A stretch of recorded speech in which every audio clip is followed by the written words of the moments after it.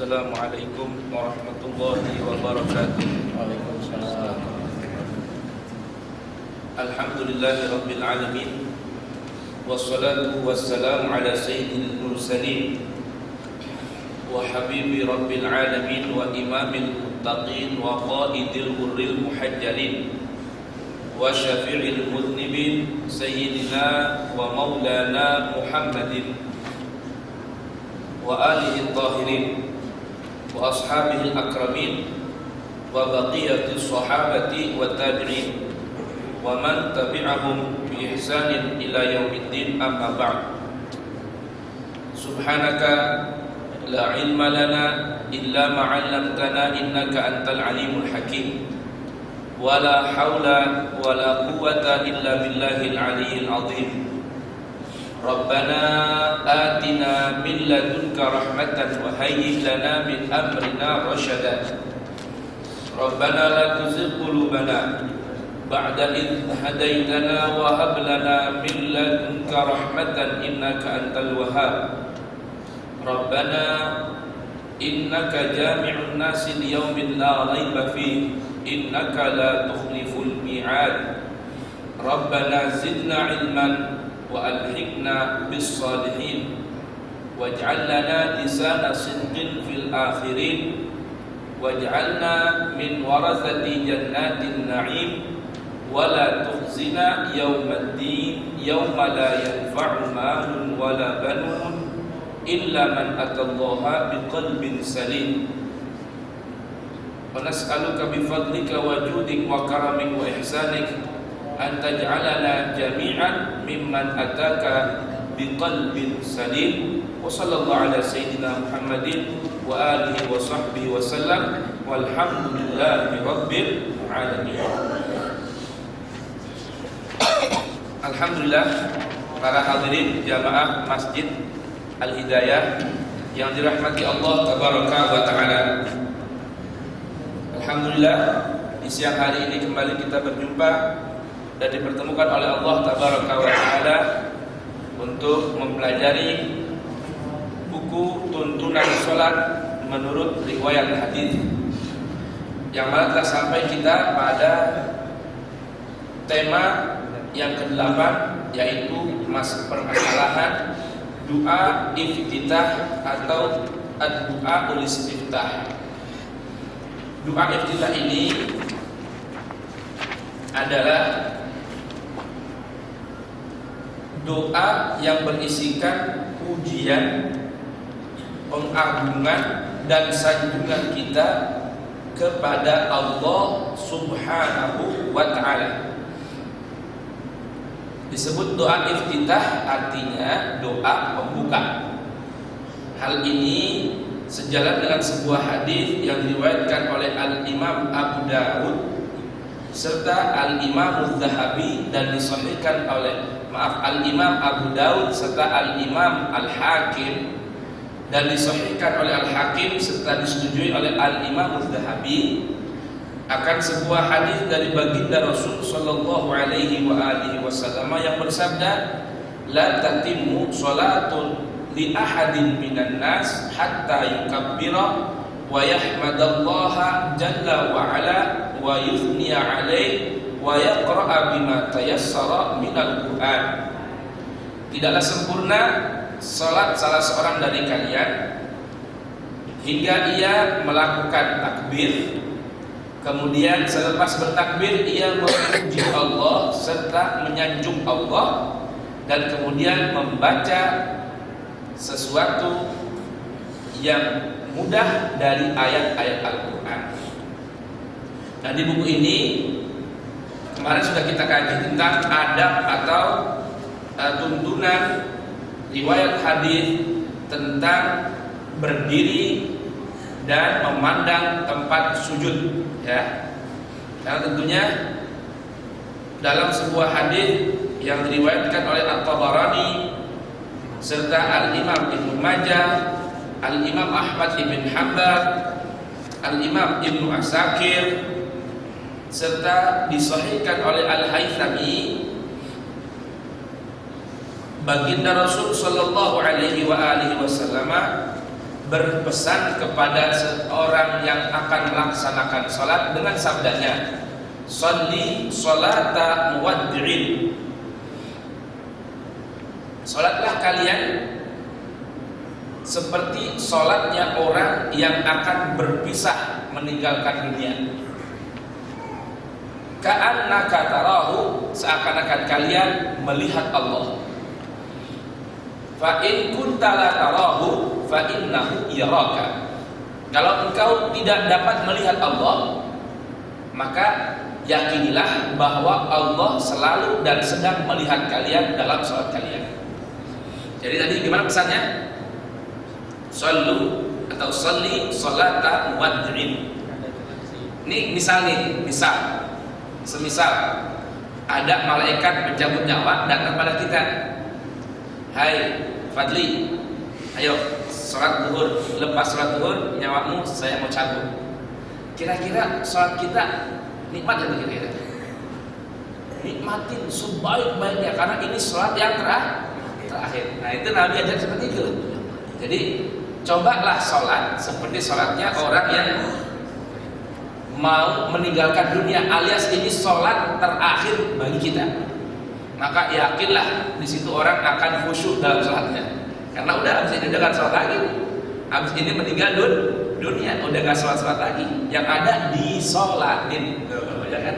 Yang ada di sholatin.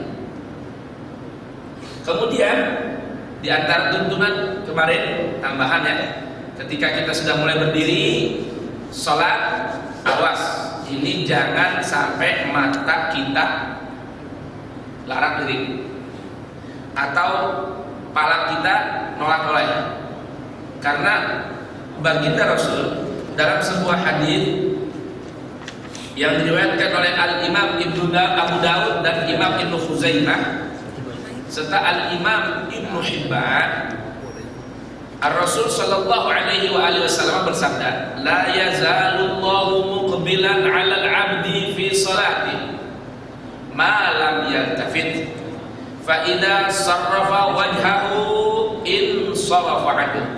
Perhatikan ini kata Nabi, tidaklah alias tiada henti Allah Subhanahu wa taala menghadap dan melihat hambanya yang sedang sholat.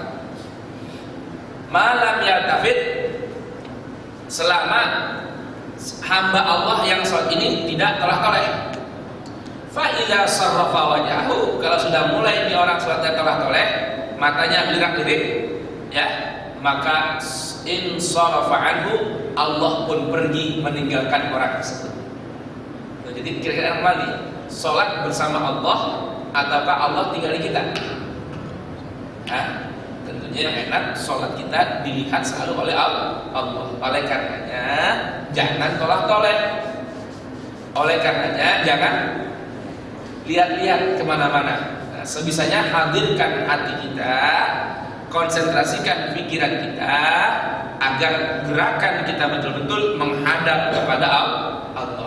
Nah sekarang masuk pada doa iftitah, ya. Baik.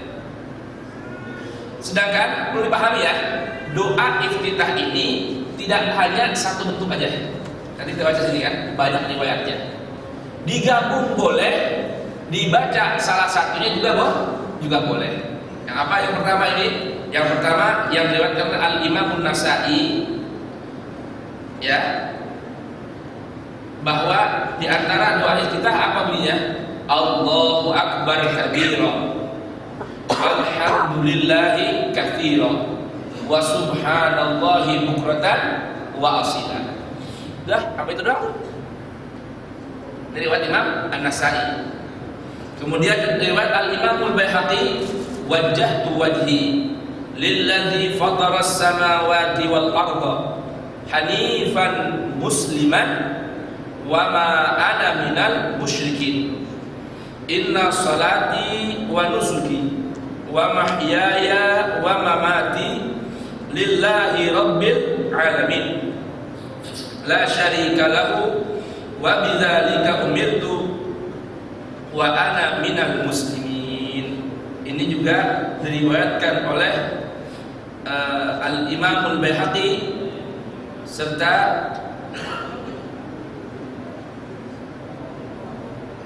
Al-Imam Muslim, Abu Dawud, Nasai dan Ibnu Hibban. Jadi boleh jawab apa nih? Boleh baca satu-satu, boleh baca semua. Riwayat yang ketiga, Allahumma ba'id baini wa baina khataaya kama ba'adta bainal masyriq wal maghrib. Allahumma naqqini minal khataaya kama yunaqqas thawbul abyad minad danas. Allahumma ighsil khataaya bil ma'i was thalji wal barad. Hadis ini diriwayatkan oleh Al-Imam Bukhari. Ini artinya apa? Tahu kira-kira? Artinya sudah paham? Baik, boleh diartikan?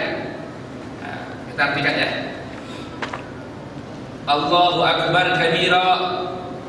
Allahu Akbar, Allah yang maha besar. Kabira, dengan betul-betul besar. Walhamdulillah, dan segala puji milik Allah. Katsira, sebanyak-banyaknya. Wa subhanallah, dan maha suci Allah. Bukratan, baik di kala pagi, wa asila ataupun petang. Wajjahtu, aku wajahkan, aku hadapkan wajhi, wajahku, lillazi, kepada zat fatara, yang menciptakan as-samawati, langit-langit, wal arda, dan bumi, hanifan, dengan lurus, musliman, dengan pasrah, wa ma ana minal musyrikin, dan aku bukanlah golongan dari orang-orang yang musyrik.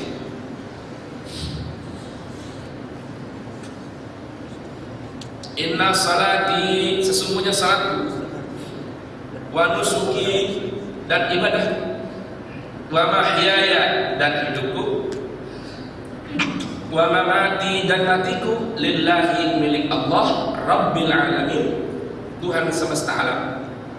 La syarika, tidak ada sekutu, lahu, baginya.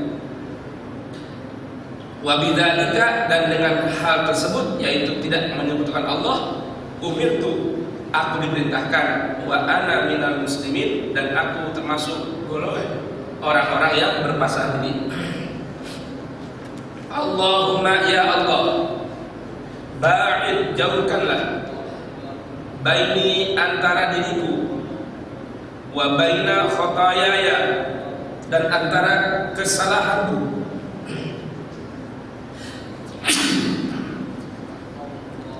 kama ba'adta, sebagaimana engkau jauhkan, bainal masyriqi, antara timur, wal maghribi, dan barat.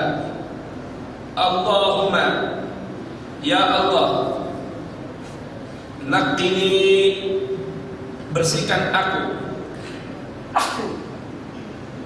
minal khataaya, dari kesalahan, kama, sebagaimana, yunaqqa, dibersihkan, as-thawbul abyadu, baju yang putih, minad darasi, dari noda.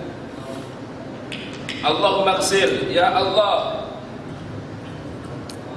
ighsil, basuhlah, khataayaya, kesalahanku, bil ma'i, dengan air, wasalji, dan es, wal baradi, dan embun. Riwayat yang mana nih? Riwayat dari Al-Bukhari. Kemudian ada riwayat lagi sebagaimana oleh Al-Baihaqi,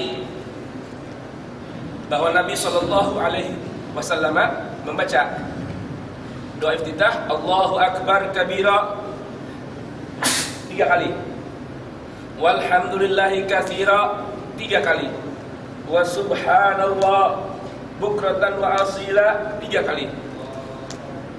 Kemudian membaca a'udzu billahi minasyaitonir rajim, min nafthihi, dari tiupannya, wa nafthihi, dan ludahnya, wa hamzihi, dan bisikannya.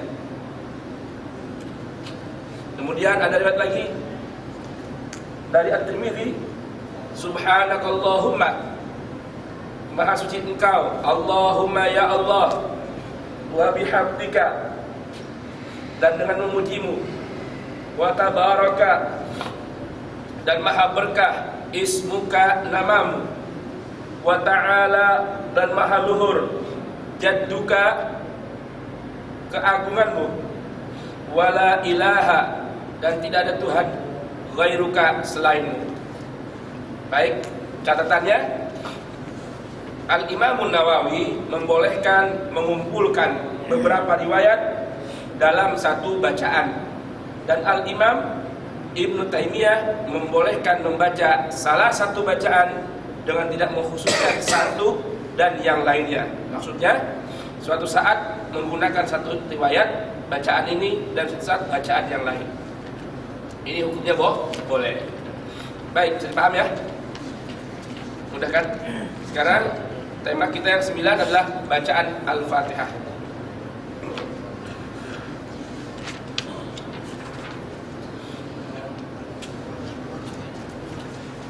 Bacaan Al-Fatihah. Hukum membaca suratul Fatihah adalah wajib dalam sholat, baik sholat yang fardu maupun sholat yang sunnah. Hadis ini diriwayatkan oleh Al-Bukhari dan Muslim daripada Ubadah ibn Samit. Anna Rasulullah sallallahu alaihi wa alihi wasallam qala la salata liman lam yaqra bi Fatihatil Kitab.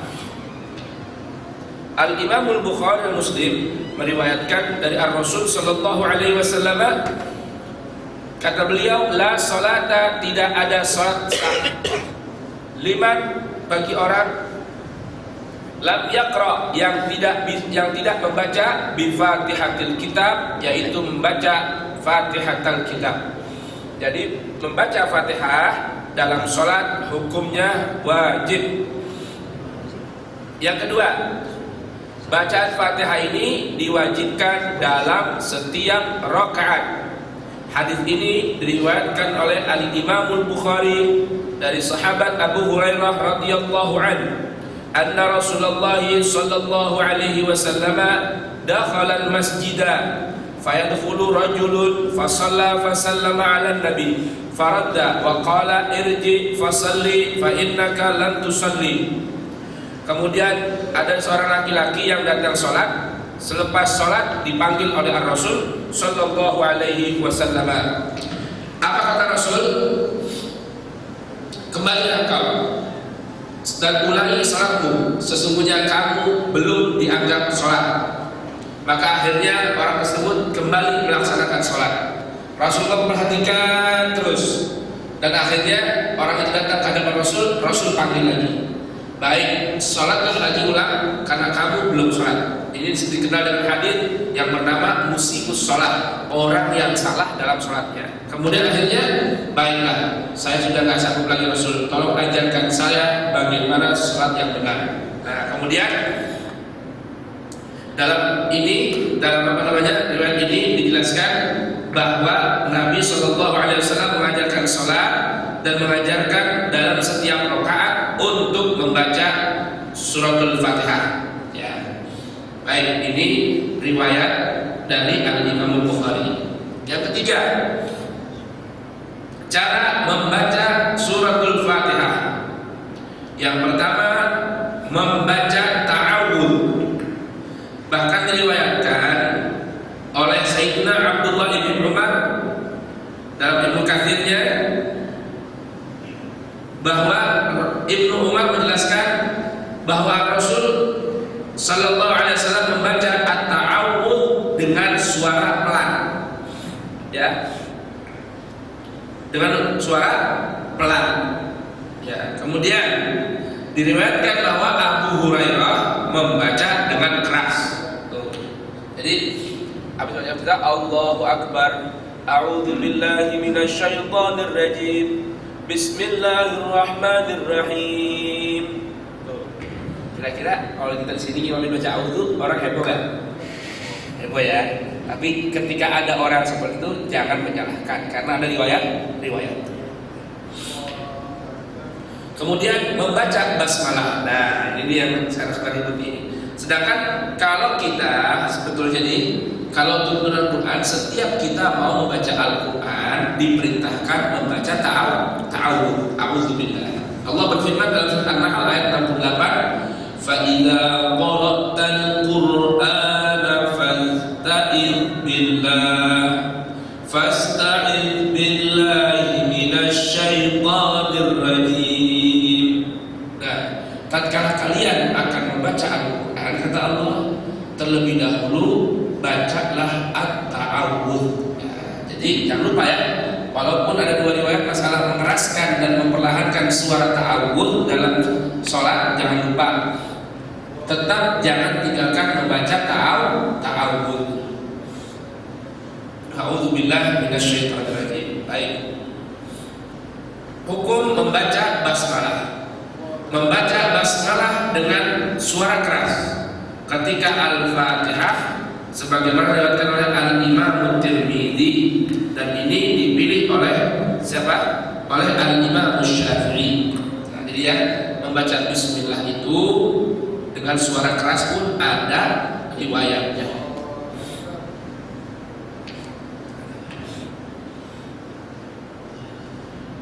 Baik. Kemudian ini maaf ya, dibaca aja ya, saya kurang. Kemudian di antara para sahabat yang meraskan bacaannya antara lain Abu Hurairah, Ibnu Umar, Ibnu Abbas, Ibnu Zubair, kemudian Ali ibn Abi Thalib juga, dan lain sebagainya, banyak ya. Kemudian dalam riwayat yang kedua, boleh membaca dengan suara tidak keras ya, atau tidak, dan boleh juga tidak membacanya ya. Jadi pilih-pilihnya nih. Maaf nih nggak bisa jelasin lebar-lebar ya karena orang fitih. Kemudian membaca dengan panjang di tempat-tempat yang panjang, memutus bacaan pada setiap akhir ayat. Ini tata caranya. Jadi membaca panjang, jangan lupa yang dipanjangkan harus dipanjangkan. Bismillahirrahmanirrahim. Dan sebenarnya berhenti per ayat-ayat. Alhamdulillahi Rabbil Alamin Ar-Rahmanir Rahim Maliki Yaumiddin. Nah, untuk ini ya, untuk yang Maliki boleh dibaca Maliki, boleh dibaca Maliki.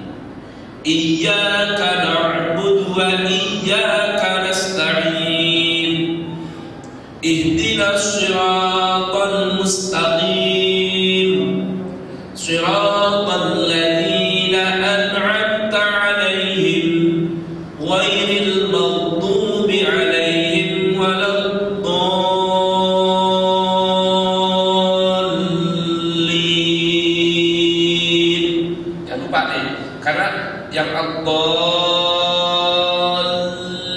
ini ada tasdidnya, jadi harus dibaca. Kalau orang baca waladdallin ini salah ya, tapi waladdallin karena lamnya ada tasdid. Kalau tasdid ini menunjukkan huruf. Baik. Catatan tentang bacaan basmalah termasuk sebagai ayat Quran atau tidak masih ada ikhtilaf antar para ulama. Al-Imam Syafi'i berpendapat dengan berdasarkan riwayatnya ya, basmalah termasuk ayat Quran dan ayat setiap surat. Yang kedua, Al-Imam Malik, basmalah tidak termasuk ayat Al-Quran, namun disebutkan hanya untuk diambil berkahnya saja. Al-Imam Abu Hanifah, basmalah merupakan ayat yang berdiri sendiri, tidak termasuk surat yang manapun, disebutkan untuk menghubungkan surat yang satu dengan yang lain. Ini cara pandang fikih ya. Baik, saya sekarang ingin mengungkapkan sebuah pandangan dari Quran saja. Bisa mendengar?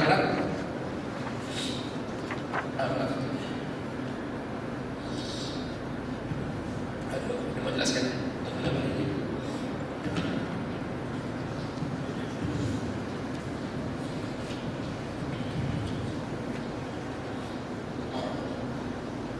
Baik, dalam Al-Quran cetakan Indonesia maupun cetakan Saudi. Bismillah ini dihitung ayat pertama atau tidak? Pertama ya. Ini sepakat ya semua. Ini mushaf seperti ini mulai zaman Nabi hingga sekarang. Basmalah ini ayat pertama dari suratul Fatihah. Kita buka Al-Baqarah sampingnya.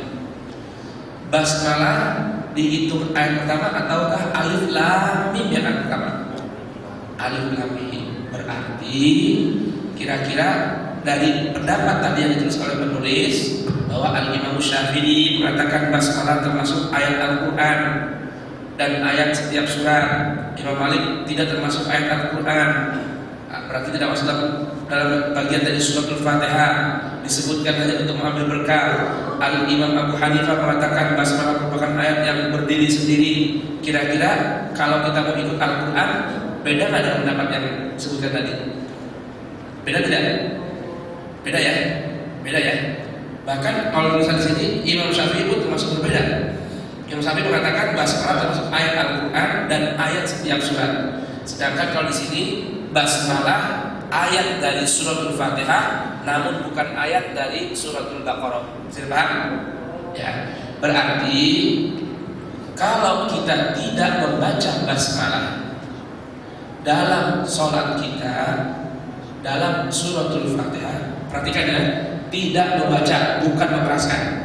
Perhatikan ya, tidak membaca basmalah berarti kita ada kekurangan dalam membaca Fatihah. Jadi paham? Bukan memperlahankan suara atau mengeraskan suara. Bagaimana maksudnya? Kalau ada orang ini, maaf nih, soal lagi ngafin ini agak kelihatan. Allahu Akbar. Alhamdulillahi Rabbil Alamin Ar-Rahmanir Rahim. Ini berarti baca atau tidak? Baca atau tidak? Baca. Cuma memperlahankan suara basmalah, mengeraskan Alhamdulillah. Tapi orang-orang yang begini gimana? Allahu Akbar. Alhamdulillahi Rabbil Alamin Ar-Rahmanir Rahim. Ini baca apa enggak? Baik. Yang ketiga, Allahu Akbar. Bismillahirrahmanirrahim. Alhamdulillahi Rabbil Alamin. Mana yang baca dari tiga ini? Yang pertama dan yang ketiga. Ini yang pertama dan ketiga tanpa hilaf, salatnya sah karena memasukkan basmalah dalam Fatihah. Paham ya? Sekarang tadi kan yang pertama hadisnya semua sepakat nih bahwa kata Nabi, la salata liman lam yaqra bi Fatihatil Kitab. Tidak ada sah salat bagi orang yang tidak membaca Fatihah dalam salatnya. Nah, Fatihah kalau kita sepakati, walaupun ada khilaf yang diriwayatkan, ini kan khilaf fikih Pak ya, khilaf fikih ya. Tadi Imam Syafi'i, Imam Malik, Abu Hanifah, siapapun imam itu, ini khilaf yang bersifat interpretasi, pemahaman mereka tentang riwayat. Tapi kalau di Al-Quran ditulis dengan jelas bahwa Bismillah atau Basmalah adalah ayat pertama dari suratul Fatihah. Berarti kalau tidak membaca Basmalah, kita mengurangi surat Fatihah, ya, mengurangi satu ayat dari suratul Fatihah. Berarti kalau gitu kita baca Fatihah belum? Belum. Berarti tidak sah nih. Ya, kalau kita sepakat tadi Nabi bersabda bahwa tidaklah sah sholat kecuali dengan membaca suratul Fatihah. Sedangkan kita tidak membaca basmalah, berarti tidak sah Fatihahnya, maka tidak sah juga sholat. Bisa paham ya? Baik, ini sebenarnya mau panjang mulai, cuman kok ini pada nggak segini. Baik, bab selanjutnya adalah tentang bacaan Fatihah untuk makmum. Baik, ini yang ada kaitannya. Kira-kira mau tanya aja, apa mau dibacain? Apa mau tanya aja? Apa ada mau baca juga? Ya. Kira-kira sudah paham belum? Yang bab 10 bacaan Fatihah untuk makmum. Mungkin nanti ini pegang, dibantu sedikit untuk dibacanya. Baik ya, bab yang ke-10 baca Fatihah. Tadi masalah Fatihah sudah paham. Tadi Fatihah baik bagi imam, makmum ataupun seorang bagi imam ataupun orang yang salat sendiri. Sekarang bab khusus bagi masalah bab bacaan Fatihah untuk makmum. Coba dibaca. Yang ke-10. 1. Baik, bacaan imam, bacaan Al-Fatihah untuk makmum. Nomor satunya makmum cukup membaca Al-Fatihah, tidak perlu membaca surat yang lain. Baik, ini bisa dipahami ya? Ya. 2. Dibaca dengan pelan, cukup untuk didengar sendiri dan tidak mengganggu jamaah yang lainnya. Baik, dan baca surat aja orang lain sebelah terganggu itu tidak disukai dalam sholat. Bagaimana kalau nggak ganggu orang dalam sholat? Ya ini masih baca Fatihah nih, cuman suaranya ganggu orang lain. Bagaimana kalau mengganggu fisiknya atau bagaimana coba? Lihat betul. Atau apalagi mengganggu perasaannya. Terus nomor 3, dibaca secara lisan, tidak cukup hanya di dalam hati. Paham ya? Karena yang disuruh, karena teks hadisnya man lam yaqra, siapa yang tidak membaca. Ya. Dalam bahasa Arab yang namanya yaqra itu mesti bersuara. Namanya qiraah itu mesti bersuara. Kalau namanya dalam hati itu membaca dalam bahasa Arabnya bukan qiraah tapi jiriyan al-fadh fil qalb, ya, mengalirkan tulisan di depan mata kita dalam hati. Dalam bahasa Arab yang namanya qiraah harus dengan suara. Bisa paham ya? Jadi kalau dalam bahasa terjemah, kalau begitu namanya bukan baca nih, ya, namanya bukan baca, bukan. Namanya apa? Melihat lalu mengalirkan apa yang dilihat ke dalam hati. Tapi kalau baca harus dengan suara.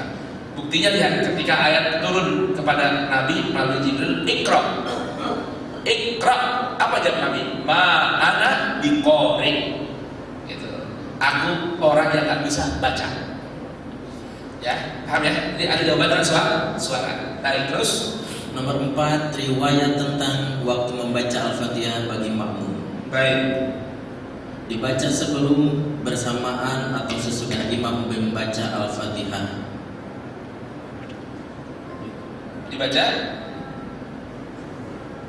Dibaca sebelum, bersamaan atau sesudah imam membaca Al-Fatihah. Ya.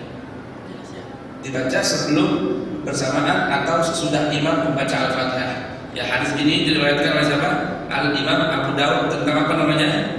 Cara membacanya. Membaca Al-Fatihah. Baik ya. Selanjutnya, makmum tidak membaca Al-Fatihah bila imam mengeraskan bacaannya. Baik, riwayat ini terus Riwayat ini disahihkan oleh Imam Muslim namun didhaifkan oleh imam yang lainnya. baik, ini juga diangkat oleh Al-Syekh Nasir Al-Albani dalam buku ini ya. Yang punyanya Syekh Al-Albani ini, beliau mengangkat bahwa makmum itu gak kewajiban baca Fatihah. Ya, bila dia mendengarkan imam. Karena kan Al-Qur'an beritahu bagaimana? Wa idza quri'al Qur'anu fastami'u lahu wa ansitu la'allakum turhamun. Kalau dibacakan Quran di sisi kalian, maka apa tugas kita? Istima itu artinya mendengarkan dengan seksama. Wa ansitu, dan diam agar kita mendapatkan rahmat. Ya. Jadi ini pendapat ini juga diriwayatkan oleh Imam Muslim, bahkan disahihkan oleh Imam Muslim, tapi ulama-ulama hadis lain mendhaifkannya. Maknanya berarti hilaf ya. Kalau ini ada yang mensahihkannya, maka boleh kalau ada orang yang berpendapat makmum nggak wajib membaca Fatihah. Ya, makmum nggak wajib membaca Fatihah. Karena Fatihahnya ditanggung oleh imam, sedangkan makmum punya tugas kewajiban mendengarkan bacaan Quran yang dibaca oleh imam. Nah, berarti kalau imam nggak kasih kesempatan tempat untuk makmum baca Fatihah, maka Menurut pendapat ini kita tidak wajib membaca Fatihah. Berarti ini berlaku kapan? Hanya berlaku ketika imam membaca dalam sholat jahriyah rakaat pertama dan kedua bagi maghrib dan isya. Kalau subuh berarti kita nggak wajib. Paham ya? Paham ya? Tapi ini tidak berlaku untuk zuhur dan asar karena makmum nggak akan ada yang mendengar bacaan imam. Jadi tidak wajib mengistimah dan insaf melalui bacaan imam karena imam baca pun makmum tidak mendengarnya. Boleh paham ya?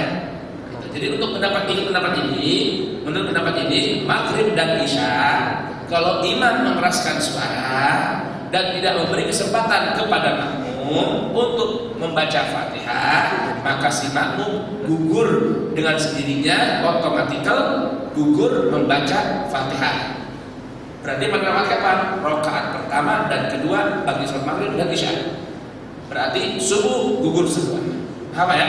Tapi kalau imamnya memberikan celah waktu jeda untuk makmum membaca Fatihah, ya, maka si makmum kewajiban membaca Fatihah. Contoh ini, sholat maghrib, isya atau subuh.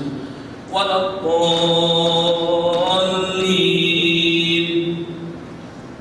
imam diam saat.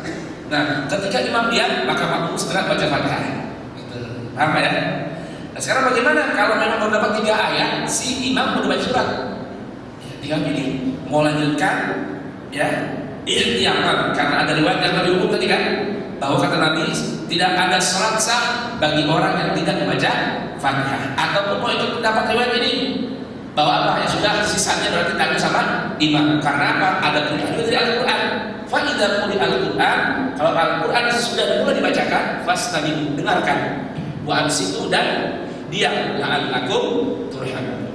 Paham ya? Baik. Ini khilafnya kita petik, kita ambil istinbatnya dari hadis tersebut. Baik. Selanjutnya, makmum sama sekali tidak membaca Al-Fatihah, baik imam membaca keras ataupun pelan. Baik, hadis ini diriwayatkan, para ulama sepakat bahwa hadis ini adalah dhaif, ya. Hadis ini adalah dhaif. Hadis ini diriwayatkan oleh Al-Imam Ibnu Majah. Baik. Nomor 5, waktu yang utama makmum membaca Al-Fatihah adalah ketika imam diam. Tadam, itu tadi Al-Imam Al-Baihaqi menyatakan bahwa yang terkuat dari 3 riwayat ini adalah yang pertama. Apa yang pertama tadi? Dibaca sebelum bersamaan atau sesudah imam membaca Al-Fatihah. Silakan. Ya, di tempatnya masing-masing. Ya. Baik, mulai nomor 5. Nomor 5, waktu yang utama makmum membaca Al-Fatihah adalah ketika imam diam, dan ini dimaksudkan untuk memberikan kesempatan pada makmum membaca Al-Fatihah, yaitu pada saat 1. Sebelum imam membaca Al-Fatihah. 2. Setelah imam membaca Al-Fatihah sebelum membaca surat. Cara ini paling banyak diamalkan oleh orang pada umumnya. Baik, nah ya, berarti kan ini. Jadi kalau kita menjadi imam dalam sholawat jahriyah, hendaknya tahu diri, gitu ya, agar semua mendapatkan keutamaan dalam sholat dan khurujan minal khilaf, agar selamat terbebas dari perselisihan pendapat. Kalau kita jadi imam, tahu diri, selepas baca Fatihah, diamlah sejenak seukuran makmum membaca Fatihah, baru kita baca surat. Paham ya? Terus ketiga, setelah membaca Al-Fatihah dan surat sebelum melaksanakan ruku, hal ini tidak baik dilakukan karena antara sunat dan ruku hanya boleh diam sebentar. Ya, walaupun ini hadis diriwayatkan oleh Muhammad bin Hanbal, kalau misalnya selepas lam yalid wa lam yulad wa lam yakul lahu kufuwan ahad, kalau imam diam dulu, dia membiarkan makmum membaca Fatihah, pada dasarnya boleh. Cuma masalahnya nanti orang heran nih, ngapain ini udah lupa bagaimana ini kan? Ini tidak biasa di kalangan kita. Baik. Semua hal di atas dilakukan untuk melaksanakan perintah surat Al-A'raf ayat 204. Wa idza quri'al Qur'ana fastami'u lahu wansitu la'allakum turhamun. Walaupun bentuk perintahnya sunnah.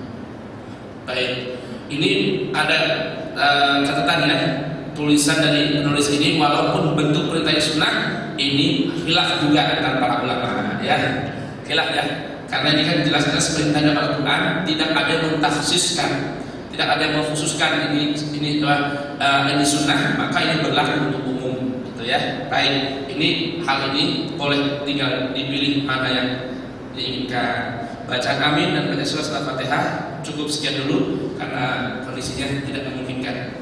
Subhanakallahumma wa bihamdik, asyhadu an la ilaha illa anta, astaghfiruka wa atubu ilaik. Walhamdulillahirabbil alamin. Baik.